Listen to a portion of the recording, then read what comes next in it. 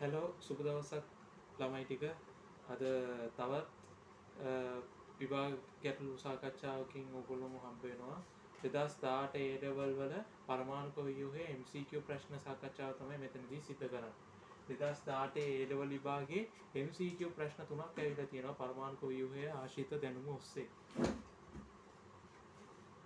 පළවෙනි ප්‍රශ්නේ අපි බැලුවොත් භූමි අවස්ථාවේ තියෙන කොබෝල්ට් ධන 3 අයනයක ඇති යුගලනයේ නොවු ඉලෙක්ට්‍රෝන සංඛ්‍යාව. ඉස්සෙල්ලාම අපි භූමි අවස්ථාවේ තියෙන වායුමය කොබෝල්ට් පරමාණුවක ඉලෙක්ට්‍රෝන වින්‍යාසය ලියමු. කොබෝල්ට් වල පරමාණු ක්‍රමාංකය 27යි. පරමාණු ක්‍රමාංකය 27. 6 3s2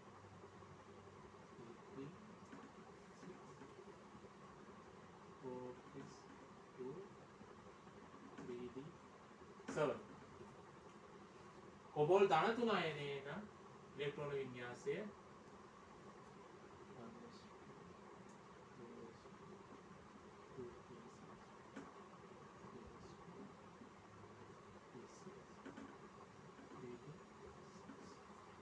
දැන් බලන්න දැන් මේවා වල කාර්ෂික රූප සටහන් ලියන්න යද්දී 1s කාක්ෂිකයේ සම්පූර්ණයෙන් මෙතන යුගලනය වෙලා තියෙනවා 1s කාක්ෂිකය 2s කාක්ෂිකයත් සම්පූර්ණයෙන්ම මෙතන යුගලනය වෙලා තියෙනවා 2p කාක්ෂික තුනම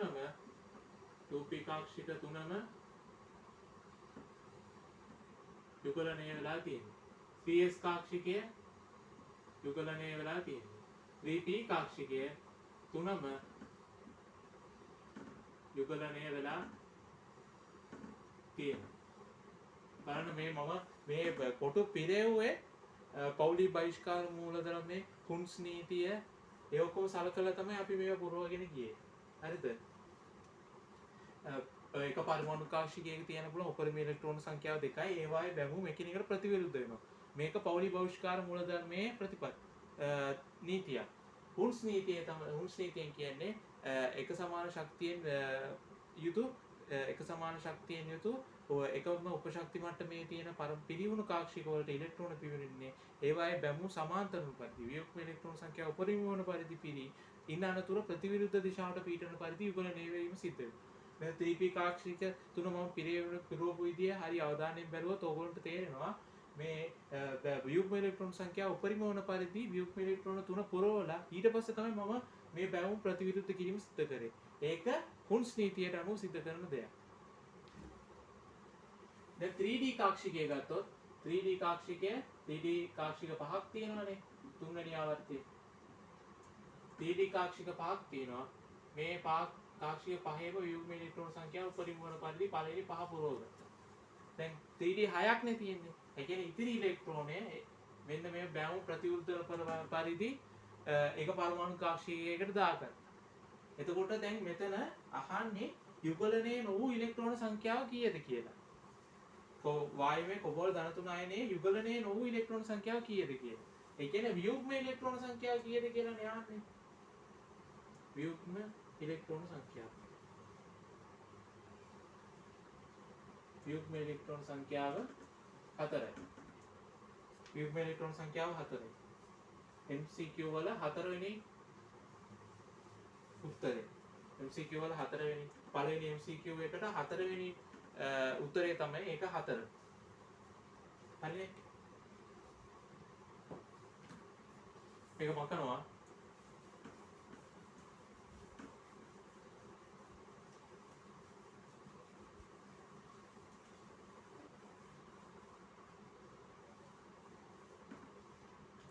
දෙවෙනි ප්‍රශ්නේ බලන්න.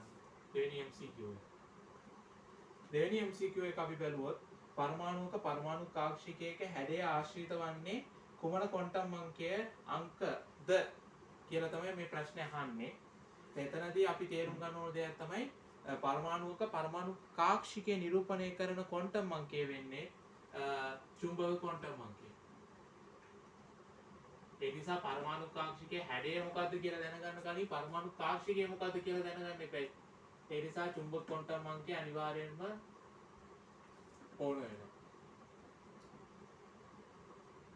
පරමාණු කාක්ෂිකය මොනවද කියලා දැනගන්න.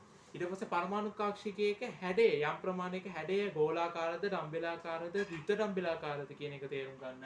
අනිවාර්යෙන්ම අපිට බුද්ධිගාංශ ක්වොන්ටම් අංකය එවත් කෝණික ගම්‍යතා ක්වොන්ටම් අංකය වැදගත් වෙනවා.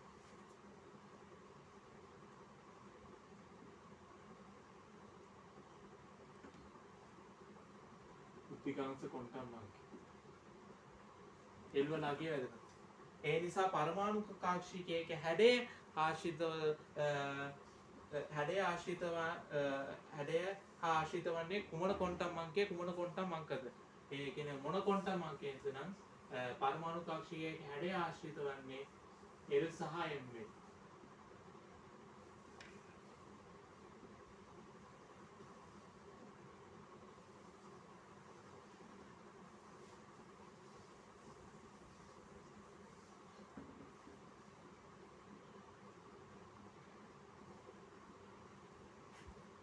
හරිද? මේ තියෙන දෙවෙනි MCQ එකට අදාළ උත්තරේ 4. කලින් එකටත් 4 මේකටත් 4. sorry 4 නෙවෙයි. මේ L සහ M එන් 5. උත්තරේ 5. MCQ උත්තරේ 5. දෙවෙනි MCQ එකට අදාළ උත්තරේ 5. L හා M එන්. right? අපි පරමාණු කොයිවයට අදාළ තුන්වෙනි MCQ එකට යනවා. තුන්වෙනි MCQ එක තියෙන්නේ 9 වෙනි ප්‍රශ්නේ. පරමාණු කොයිවයට අදාළ තුන්වෙනි ප්‍රශ්නේ තියෙන්නේ 9 වෙනි MCQ එකට. 9 වෙනි MCQ ඉලක්කමට අදාළව. මේක අහන්නේ පරමාණුකාරයන් වැඩි වෙන පිළිවෙලට. වමේ ඉඳන් මූලද්‍රව්‍ය දීලා තියෙනවා. වමේ ඉඳන් දකුණට පහත කුමන ලැයිස්තු වෙයිද? පරමාණුකාරය වැඩි වීම සිද්ධ වෙනවා. දැන් lithium sodium magnesium, aluminium, silicon, phosphorus, sulfur, chlorine, lithium, beryllium, boron, carbon, nitrogen, oxygen, chlorine, calcium,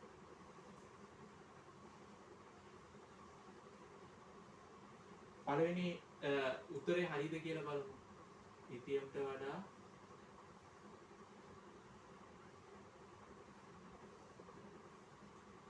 sodium වල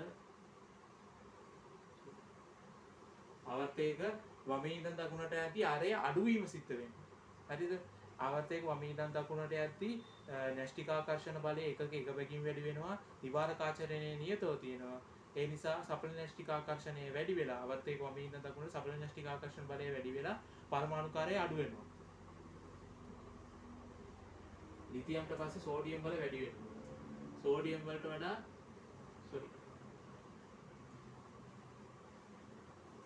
ලිතියම්ට වඩා සල්ෆර් වල වැඩි වෙනවා. සල්ෆර් වලට වඩා මැග්නීසියම් වල වැඩි වෙනවා. මැග්නීසියම් වලට වඩා සෝඩියම් වල වැඩි වෙනවා.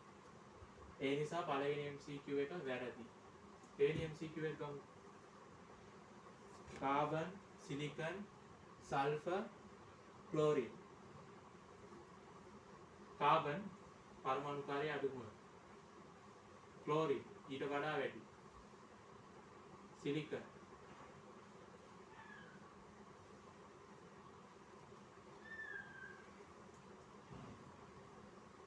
ක්ලෝරින් සල්ෆර් සිලිකන්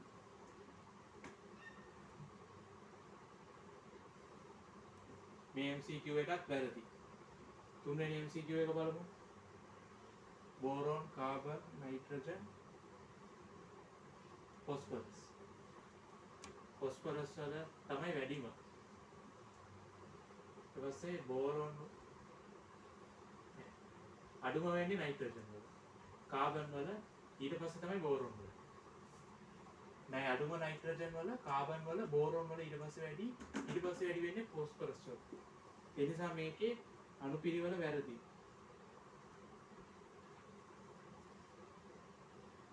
ඊළඟට අපි ගත්තොත් ලිතියම් වලට වඩා පොටෑසියම් වලට වඩා කැල්සියම් වලට වඩා කොපර්. මේ පරමාණු මේකත් වැරදි. මේක තමයි පස්වෙනි එක තමයි එහෙනම් අනිවාර්යෙන් හරියන්න ඕනේ. බෙරලියම් බෝරෝන් දීලා තියෙන දෙවෙනි ආවර්තයට අදාළව. එහෙනම් බෝරෝන් වල තමයි අඩුම, බෙරලියම් වල ඊට වඩා වැඩි. ඊට පස්සේ තුන්වෙනි ආවර්තයට අදාළ දීලා තියෙන සෝඩියම්. ඊට පස්සේ හතරවෙනි ආවර්තයට අදාළ පොටෑසියම්. ඒ අනුව පරමාණු කාර්යයන් සම්බන්ධව නිවැරදි උත්තරය වෙන්නේ පස්වෙනි උත්තරේ. පස්වෙනි උත්තරේ බෝරෝන්, බෙරලියම්, සෝඩියම්, පොටෑසියම්. කියන්නේ මැකුවොත් පිළිතුර වෙන්නේ පස්වෙනි පිළිතුර.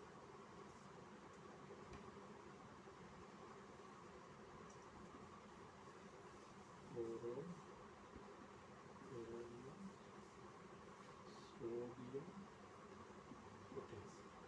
හරි. Boron, beryllium, sodium, potassium. ඉතින් මේ වීඩියෝ එක කලින් වීඩියෝට සාපේක්ෂව හරිම කෙටි වෙලාවක් තමයි ගියේ. මොකද කලින් වීඩියෝ වල සෑහෙන තියරි ප්‍රමාණයක් මම සාකච්ඡා කිරීම සිදු කළා. මේකේ එච්චර තියරි ප්‍රමාණයක් සාකච්ඡා කිරීම සිදු වුණේ නැහැ.